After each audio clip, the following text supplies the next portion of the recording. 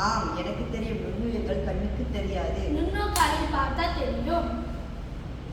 நுண்ணுயிர்கள் 5 வகைப்படும். அவ்வகை நச்சியம், குச்சியம், புரோட்டோசோவா, அல்கா மற்றும் பூஞ்சனம்.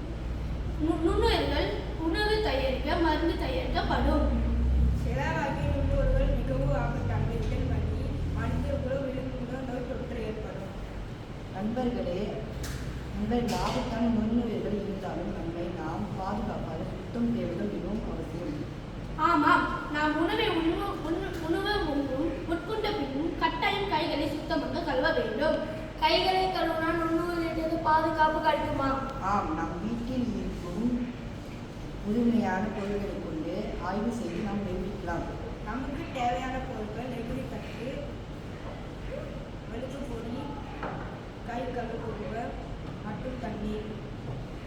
வாருங்கள், முதலில் நெகிழி தட்டில் நீரை நிரப்பவும்.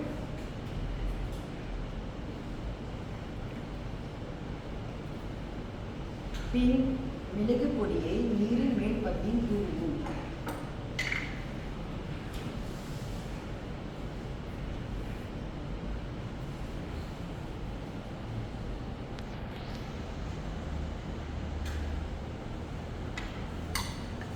கை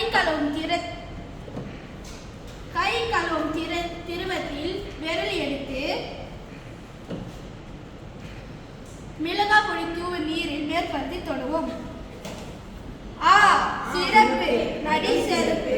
மிளகு பொடிகள் சோப்பு தீர்வம் பட்டனும் மிளகு தொடிகள் விலகிவிட்டது.